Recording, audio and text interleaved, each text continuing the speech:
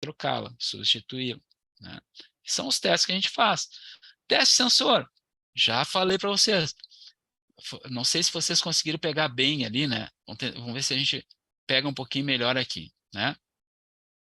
Ó, no caso aqui, o único sensor que eu não tenho fiação, né, para testar lá no terminal, por exemplo, aqui, ó, aqui eu estou aqui no CN4, se não me engano, aqui testando, né, esse sensor. Então, olha aqui, ó, sensor do refrigerador, CN4 aqui, 1 e 2, né, tá? Olha aqui eu tenho na placa display, que fica lá na frente, na porta do lado, né, lá para o lado de fora, eu tenho o sensor ambiente, que ele tá o quê? Ele está conectado, soldado na placa. Se esse sensor der problema, lembra lá que tem um erro que é sensor ambiente, né? O erro de sensor ambiente, se ele der problema, tiver que ser substituído, aí tu tem que trocar a placa completa, né? A placa do display, aquela placa que vai ali na frente, tá? Mas os outros sensores não, né? Então, aqui, por exemplo, estamos testando esse sensor aqui, ó, e testando aonde? No terminal, né? No terminal. Então, olha aqui. Vamos lá. No terminal. Olha o valor que ele está dando. Ó, 2.034 quilo-ohms. O que significa isso, gente? Ó, eu estou testando o sensor com ohmímetro. Eu estou medindo a resistência dele. Lembra que eu falei que ele é um resistorzinho, né? Ele é um resistor chamado, ele é um resistor porque ele é uma resistênciazinha, só que ela recebe o nome de termistor, né? Por quê? Porque ela varia o valor. Esse valor que está dando aqui, ó, ele varia de acordo com a temperatura. Qual é a temperatura que está ali agora, onde eu estou testando ele? Ó, lá no ambiente onde ele está, tá? Lá no refrigerador, ali, ó. A temperatura está em 25, mais ou menos, né? 25, alguma coisa ali, 25,6, né? Temperatura que está lá na ponta, nessa pontinha do sensor ali, dentro dessa capinha, tem um pequeno resistorzinho ali que a gente chama de termistor, tá? Ou termistor ou termistor, né? Então, esse valor deu porque está nessa temperatura de 25,6. Então, ó, deu quanto ali, ó? 2.034 K, né? Ou quilômetro. K significa 1000, né, gente? A palavra K, a letra K é de quilo. Quilo significa 1000, tá? Não sei se vocês se dão conta disso, né? Por exemplo, quando eu falo assim, ó, 1 quilograma de arroz, eu estou falando 1000 gramas de arroz. Quilo significa 1000. Quando eu falo 1 quilômetro ou 1 quilômetro, são 1.000 metros. É isso que eu estou falando. Então, aqui, quando eu falo 2K, eu estou falando 2.000 ohms, ou 2 quilo-ohms, tá? Então, eu estou falando 2.000. Então, aqui é 2.034, ou vírgula, né? Então, é 2.034 ohms. É isso que ele está me medindo aqui na temperatura de 25,6. Será que está correto? Será que esse sensor, nessa temperatura, ele está marcando certo? Será que ele tem que marcar 2.034 nessa temperatura de 25,6? Será que está certo isso aqui? Como é que eu posso saber se está certo isso aqui, né, gente? Então, eu preciso, para saber se está certo isso aqui, eu preciso da famosa tabelinha de sensor, que é essa aqui, tabela de sensor. Então, vamos ver essa tabela de sensor do sensor dessa geladeira aqui, desse refrigerador. Olha aqui, ó. O que essa tabela diz? Ó, que na temperatura de 25 graus, tá vendo aqui, ó, temperatura graus Celsius, 25 graus, esse sensor, ele tem que ter um valor de resistência de 2.005 ohms, quilo-ohms, desculpa, que está aqui, ó, K ohms. Geralmente a gente fala assim, K, né? 2K. Isso aqui geralmente a gente fala assim, ó, esse sensor é 2K, né? 2K. Quando eu falo que esse sensor é 2K, por exemplo, o que eu estou dizendo? Que esse sensor, não é só esse que eu falo que é 2K. Por exemplo, pensa comigo, o sensor do ar-condicionado da minha ideia, normalmente quanto que ele é? Lembra? Quanto que ele é, o sensor do ar-condicionado? É 10K, a maioria é 10K. Tá? Esse do refrigerador side by side é 2K. Por que aquele é 10 e esse aqui é 2? Porque são sensores diferentes. E como varia o valor dele conforme a temperatura, como é que eu sei? Então, quem é quem? Sempre um sensor é identificado pela temperatura de 25 graus, é a temperatura padrão para sensor, tá? Então, como é que eu sei que esse sensor é de 8, é de 10, é de 15, é de 12, é de 5, é de 2? É só olhar na tabela dele, na temperatura de 25 graus, quanto que ele tem que dar. Esse cara aqui é um sensor de 2. O sensor de 10 lá do ar-condicionado da Midea, aqui na tabelinha dele, quando tiver 25 graus, vai estar escrito 10.000 ohms, ou 10K. Vai ser o que está escrito aqui, né? Todo sensor é identificado pelo valor que ele te dá na temperatura de 25 graus.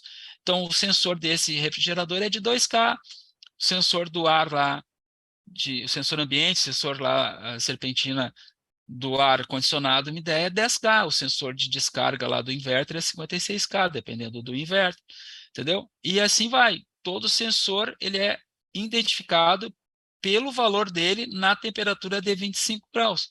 Né? Como a temperatura ali que a gente viu estava próximo de 25, lembra aqui, ó? A gente viu aqui, ó, próximo de 25, né? Deu um acaso aqui, ó. A temperatura estava próximo de 25, ele teria que marcar realmente 2K, 2 ponto alguma coisa K, e ele marcou. Então esse sensor está bom.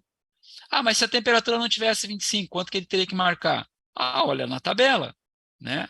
Vamos ver um exemplo. Se a temperatura tivesse em 30 graus, tá? Vamos dizer aqui, quanto que ele ia marcar, ó? 25, 2K. 30 graus aqui, quanto que ele teria que marcar, ó? 1,687K, ou seja, 1.687 ohms. Então, se tivesse 30 graus, ele teria que dar por volta de 1,6 alguma coisa, entendeu? Aí ele tá bom, aí tá bom. Ah, e se ele tivesse a 27 graus, aí ele teria que marcar 1,8 alguma coisa, entendeu? Conforme a temperatura dele. Tu, tu pode ver que a temperatura vai aumentando, o que, que vai acontecendo com o valor de resistência? Vai diminuindo, tá vendo? Ó, 30 graus é 1,6, né? 34 graus, 1,4, né?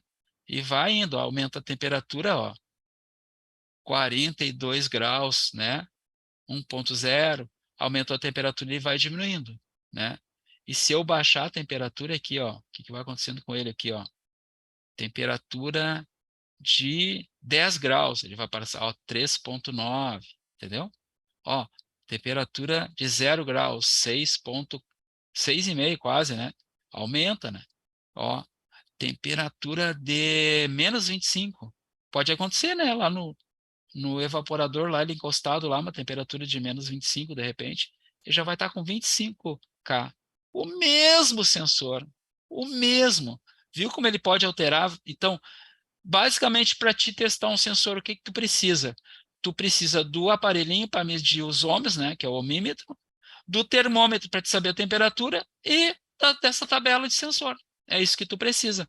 E esse material todo que eu estou mostrando aqui para vocês, inclusive mostrando como é que testa e tudo, ele vai para vocês à medida que vocês fazerem a inscrição de vocês lá no Deutsche, né?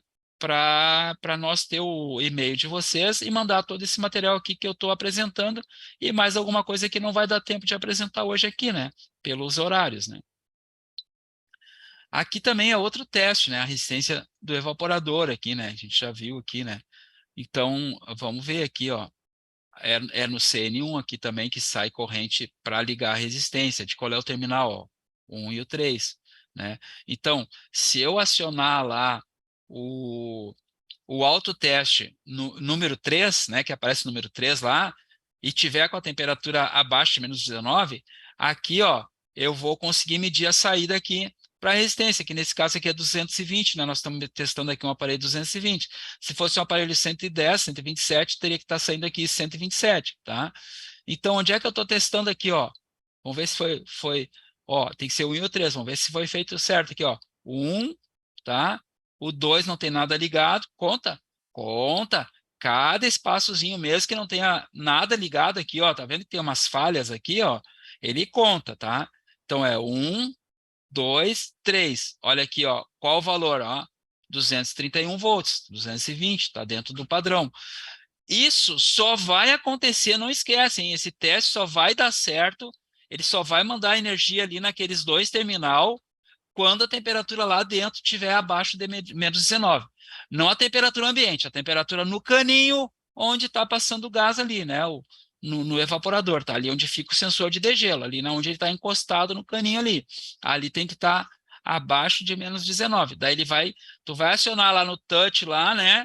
As duas teclinhas junto, depois vai lá no freezer duas vezes e aí trava ele e vai sair corrente aqui, tá? Aí tu sabe que a placa está mandando corrente para a resistência, aí, beleza, já testou a resistência. Agora, como é que sabe que a resistência está funcionando? Se tu botar um alicate amperímetro aqui agora, né, num desses dois fios aqui, ó, que ele está testando, ó, aqui é o vermelho e o azul. Se tu pegar o alicate amperímetro e botar no vermelho ou no azul, tu vai medir aqui, como esse aqui é 220, vai dar mais ou menos 1 ampere.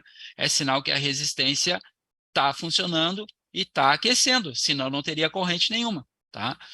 Então, agora, tu quer fazer um teste de resistência ôhmica, de continuidade na resistência, tu pode fazer através do terminal, né?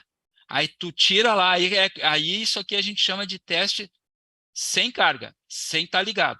Aí tu desliga a geladeira lá da tomada, tira tudo, né? Deixa desligado e pega esse do CN aqui que nós estamos, né? Que é o CN1, pega, tira da placa, desencaixa, cuidado com as travinhas, né? Desencaixa da placa e aí vai com o teu medidor de resistência ôhmica, que é o ohmímetro, no 1 e no 3 também, tá vendo? 1, 2, 3 aqui, ó. Esses dois fiozinhos, vermelho e o azul, estão ligados lá na resistência. Então, se der o valor de resistência que tem que dar, que é 220 a 221 ohms, mais ou menos, né? Tem a tabelinha aqui, ó. Aqui do lado da tabelinha aqui, rapaz. Ó, a 220 é 221 ohms, a 127 é 64,5. Tá, vai dar próximo aí, pode mudar um pouquinho de aparelho para aparelho, né? Então, se der esse valor, é sinal que a resistência está boa. E também a questão lá dos sensores térmicos ali, dos tipo fusíveis térmicos que nós temos ali também na resistência, tem dois, um de cada lado dela. Também eles estão bons, né? Porque eles estão ali para proteger contra um superaquecimento, alguma coisa que possa acontecer de errado ali, esquentar demais a resistência para não pegar fogo, né? Tem dois fusíveis térmicos ali. Então, se um deles estiver queimado, aí nós temos que substituir a resistência daí, né? Aí também não vai dar continuidade entre os terminais, não vai aparecer esses valores aqui, e mesmo que eu acione aqui e ponho o amperímetro, vai ficar zero, não vai ter corrente elétrica, porque não está chegando lá o 220, mas não chega na resistência, porque o fusível térmico está cortado, então ele não deixa chegar a corrente na resistência e não vai funcionar. Então não tem calor, não tem funcionamento, né? Não tem amperagem também. Tem volts, mas não tem amperes, tá? Por quê? Porque ela não está funcionando. Tá? Então é um teste também que pode acontecer também, né? Que está o fusível térmico queimado por um problema de superaquecimento, aí tem que trocar tudo ali, né? Bueno, mais um pouquinho aqui, o damper. Pá, uma coisinha bem legal esse damper. Esse damper, olha a quantidade de fio que tem ligado nele, né? Veja bem, cara.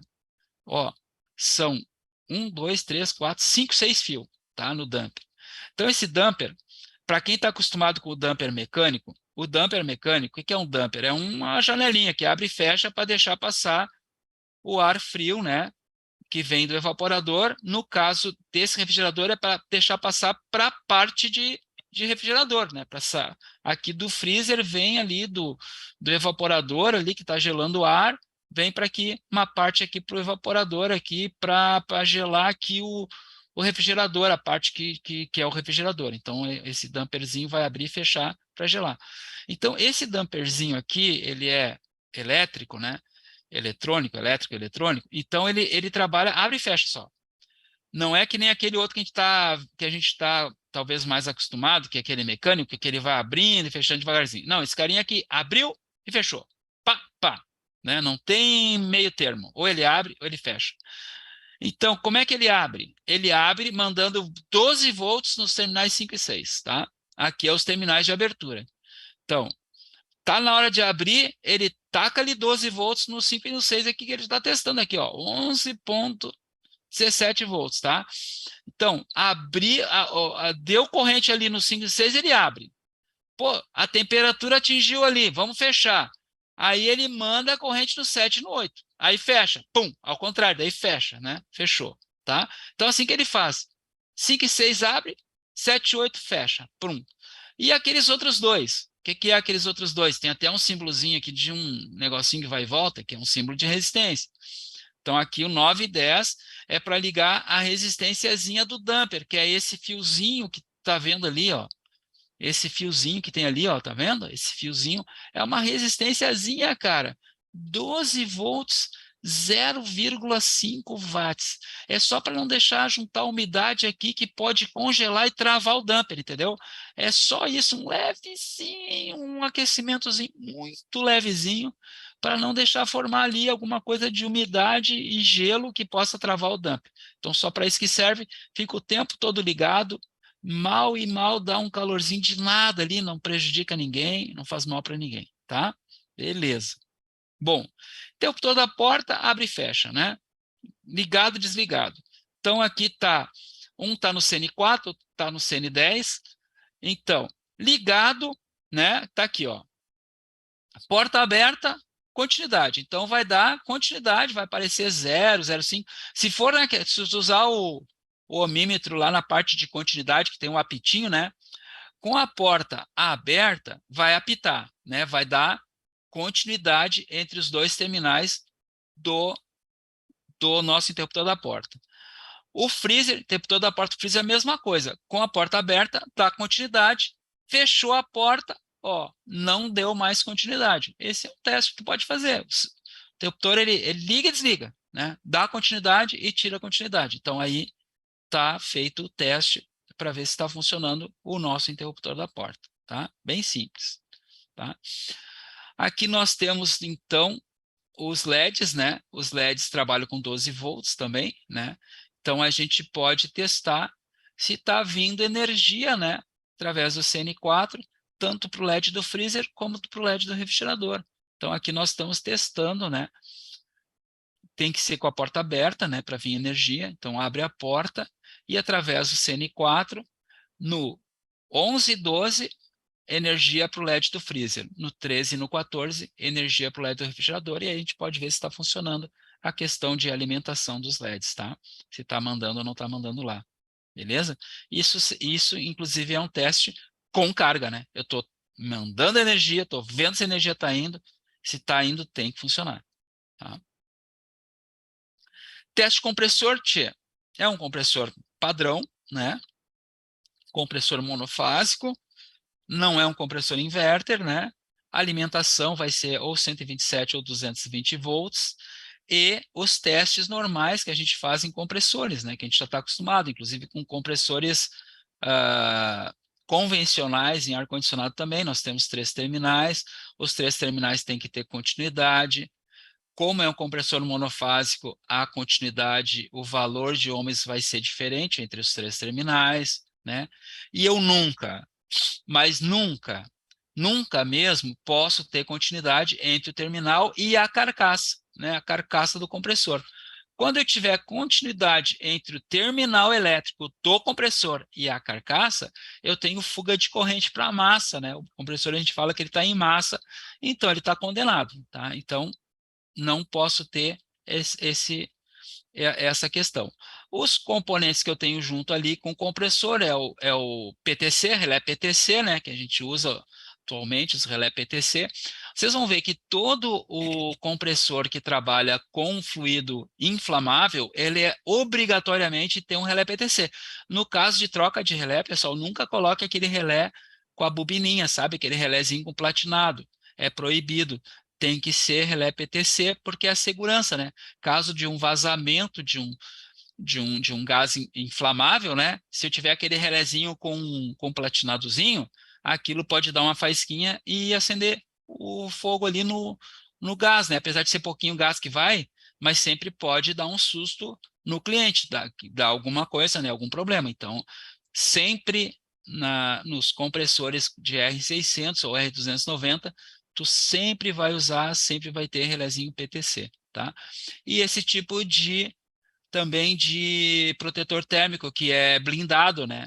Lá dentro é que está ocorrendo o liga e desliga, então não tem nenhum contato com a parte externa, que é também para evitar qualquer tipo de faísca que possa ter problema.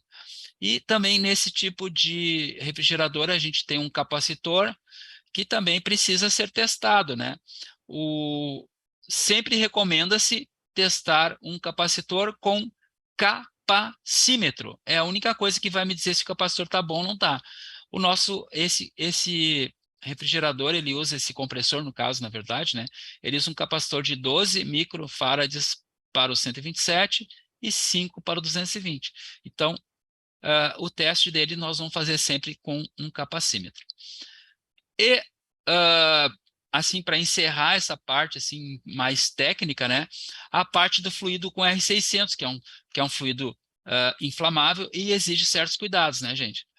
Se eu for fazer uma troca de compressor, né, em muitos lugares, em muitos estados, né, principalmente São Paulo, o pessoal faz muito na casa do cliente, mas tem lugares que o pessoal leva para fazer na oficina, né?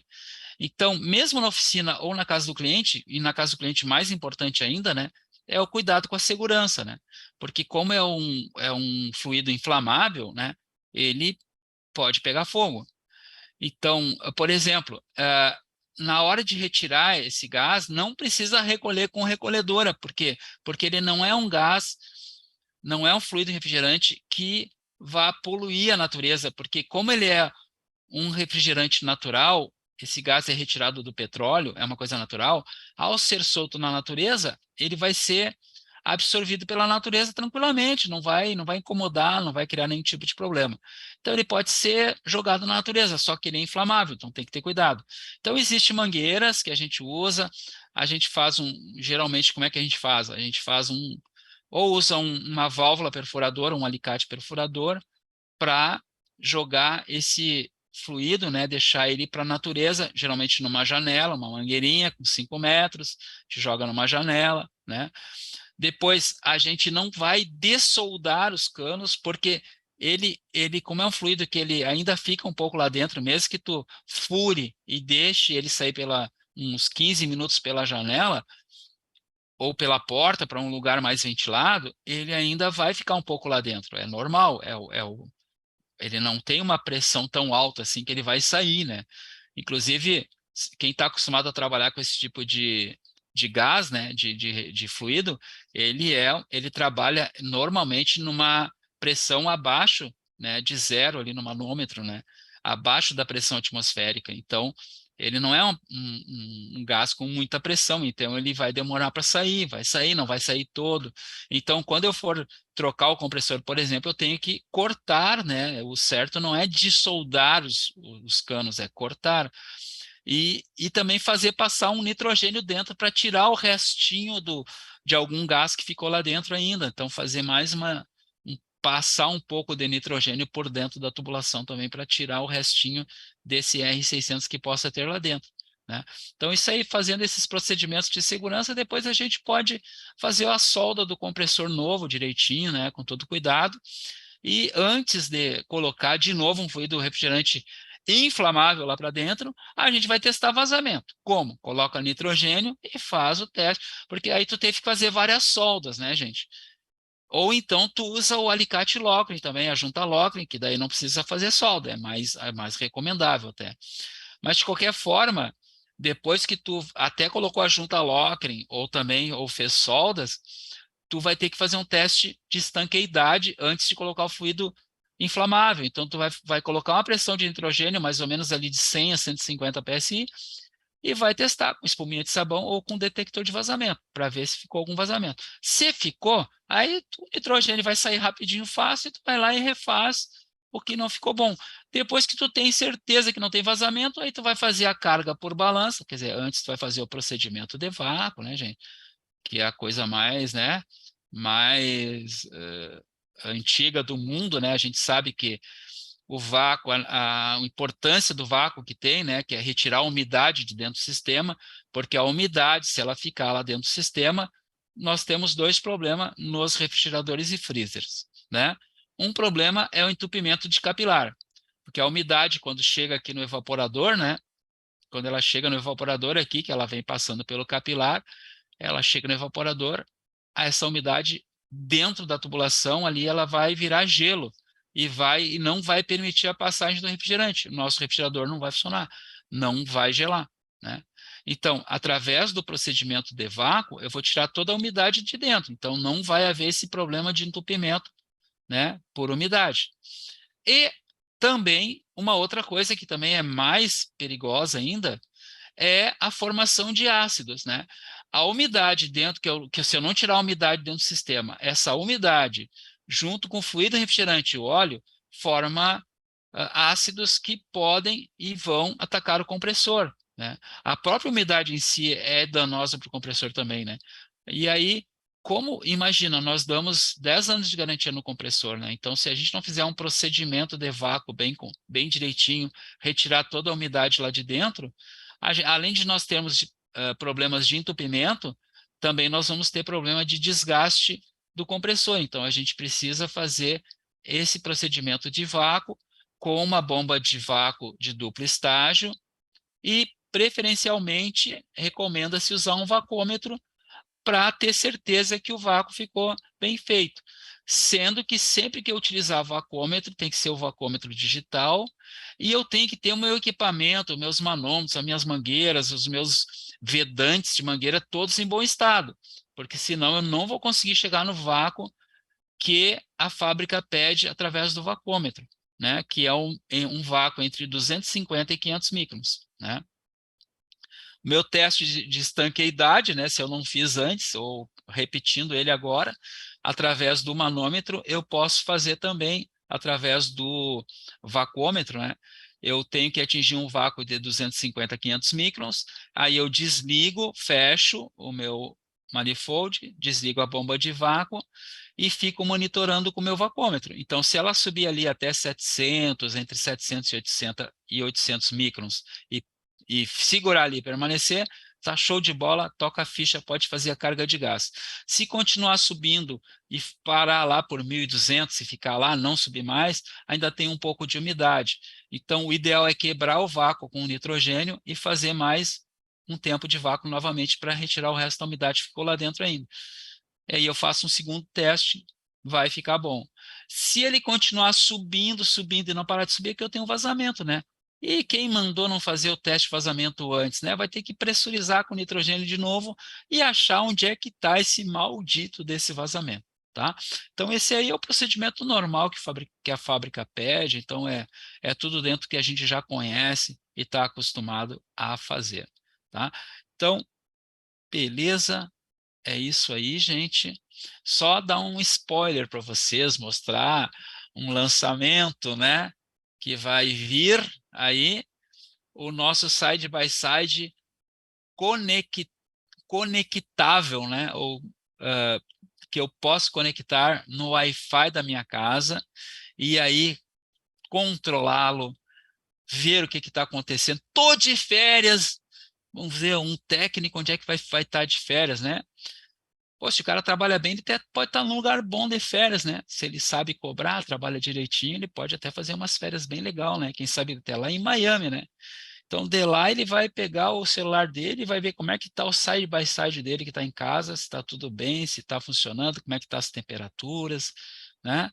Então, temos essa novidade, mas isso aqui, ó, spoiler, né? Está sendo lançado e logo, logo a gente vai ter um treinamento sobre esse aparelho também, o novo side by side da Mideia. Tá bom, gente? Então tá, ô João, vamos. Não sei se o Alexandre quer comentar alguma coisa, Alexandre, acrescentar alguma coisa aí, fique à Perguntando no vontade. negócio. Ó, só para vocês terem uma ideia dessa tecnologia que nós temos hoje, através do aplicativo eu sei quantas vezes a porta foi aberta e por quanto tempo a porta ficou aberta. Meu Deus, hein? Brincadeira. Então tá, gente. Quando é que vai ficar pronto esse treinamento aí, Alexandre? Time. O mais rápido possível. Já estou trabalhando em Recording cima disso stopped. aí para vocês. Show de bola, show de bola. Então tá, a bola tá contigo, João. Opa, show. Bom, pessoal, terminamos aqui, né, a parte da apresentação que o Arnoldo passou para vocês, mas antes da gente prosseguir, né, que agora nós vamos para as perguntas, não esqueçam de realizar a inscrição de vocês no Dodge, pessoal. Isso mesmo, não esqueçam, porque através dele que vocês vão receber o certificado, o material didático que o professor apresentou hoje. Então, é de suma importância que vocês realizem a inscrição de vocês. Deixa eu ver aqui quantos a gente tá. Ah, já passou já, inclusive, 192 pessoas. É que Naquela hora a gente tava tava com no. 190, né? Tava com o pessoal. Agora no final o pessoal às vezes já tá meio com pressa, né? A gente passou um pouquinho do horário, Isso, né? Já é 9h10, né? real. Bom, O cara começa a falar, não para, né, João? É brincadeira. desse jeito. Bom, a Ah, gente tem só duas perguntas aqui, né, do chat. Então, depois a gente já parte aí para abrir os microfones, que o pessoal já está aí com a mão esticada, levantada. Bom, opa. vamos lá. Primeiro aqui do Júnior Pereira. A pergunta dele é a seguinte: professor, essas geladeiras vão ter algum teste inverter para navegar nos componentes e verificar do sistema? Por enquanto não. Quem é que perguntou? Júnior Pereira. Ô, Júnior, por enquanto não, tá? O que tem de navegação ali de TED, tu vê, é o que eu falei ali, o autoteste, né? Por enquanto é o que a gente tem. Mas é uma geladeira, essa geladeira é muito simples, né? Então, dentro desses testes que a gente fez, o Alexandre, ela já tá, tem cursinho dela no Midea Play já, não? Não, o único curso que nós temos no Media Play é da frente desculpa, é da Toshiba Convert Zone. Ah, A tá. do Side by Side, a única coisa que a gente já tem já hoje disponível é o manual de serviço. No Midea Play. Isso. Media Ah, Play tem tá. lá manual de serviço do produto lá. Pode procurar Beleza. lá que deve estar lá. Com todos os testes, né? Esquema elétrico, tudo, né, Alexandre? Então tá. Tá Show. respondido. Vamos de novo. Próximo aqui do Agenor do Nascimento. A pergunta dele é a seguinte: boa noite. Qual a corrente de partida do compressor? Boa pergunta, Genor. Geralmente um compressor, corrente de partida é 5 vezes o valor nominal, né, da corrente normal. Normalmente é isso, mas 5 vezes, tá? Como esse compressor tem capacitor, existe ali já já alivia um pouco essa partida, fica menor, tá? Mas exatamente o valor eu não tenho esse dado. Se o Alexandre tiver, pode ficar à vontade, ô Alexandre.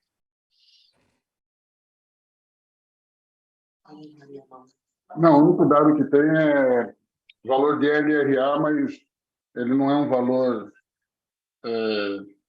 assim que a gente leva em consideração, né? Isso aí são dados de engenharia.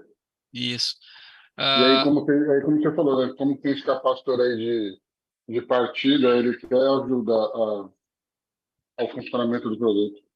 dá uma suavizada, né? E também assim, ó, aquele que o Alexandre falou do LRA é a corrente de rotor travado.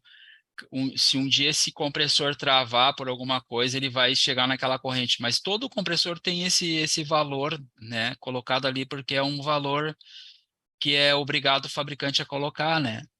Por que que o fabricante é obrigado um dos motivos, né? Tem vários, mas um dos motivos que ele é obrigado a colocar esse valor ali é que pode acontecer de um compressor travar. Isso acontece às vezes. Vocês nunca pegaram uma geladeira com motor travado, né? Quantas vezes? Ou um ar-condicionado. Então, a rede elétrica que alimenta esse aparelho tem que ter condições de suportar esse travamento, né? Se travar, a corrente sobe, e a rede elétrica tem que aguentar. Não posso dar um problema na rede elétrica, pegar fogo tudo, porque travou um compressor, né? Então, esse é um dos motivos que tem que ter esse dado ali no compressor, né? Para a questão de rede elétrica, né? Tudo contigo, João. Show. A próxima que é do Renato. É uma dúvida, justamente questão da tampa, para não aparecer o distanciamento. Caso tampe, uma solução é se preocupar não somente com as laterais, mas caso tampe a parte de cima, deixa com abertura por causa do ar externo?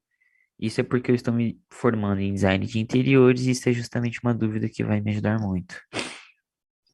A gente sempre precisa de uma circulação de ar, né? Como é que é o nome? É Agenor, né? Renato, esse é o Renato. Ah, Renato, desculpa. Hein, Renato, a gente sempre precisa circular o ar, né? Porque eu produzo calor, o meu aparelho o meu, qualquer refrigerador, não é só o nosso, né? Qualquer refrigerador, o que que ele faz? Ele consegue deixar o ambiente interno dele com uma temperatura mais baixa, né? Para conservar os alimentos. Mas como é que ele consegue isso? Tirando o calor que está ali dentro para a rua, para fora. E eu tenho que levar esse calor para longe do meu refrigerador, por quê? Porque eu estou sempre jogando calor ali. E esse calor vai acumular e o meu refrigerador vai ter dificuldade de continuar retirando mais calor. Por quê? Porque ele já está num ambiente muito quente na volta dele, eu não posso abafar ele. Então, eu sempre tenho que ter em volta de um aparelho de refrigeração circulação de ar, né? É o que a gente fala, por exemplo, às vezes o pessoal, por problemas de estética, coloca a condensadora do ar-condicionado dentro do fogo, né? Escondida para não aparecer, que é feio, mas ali dentro do forro não tem circulação de ar, então acumula o ar quente, fica muito quente o ar ali dentro, o nosso equipamento começa a perder rendimento, começa a não funcionar corretamente aqui dentro, refrigerar do jeito que deveria. Então, quando eu abafo muito um refrigerador, ele demora mais para atingir a temperatura, ele gasta mais energia elétrica até chegar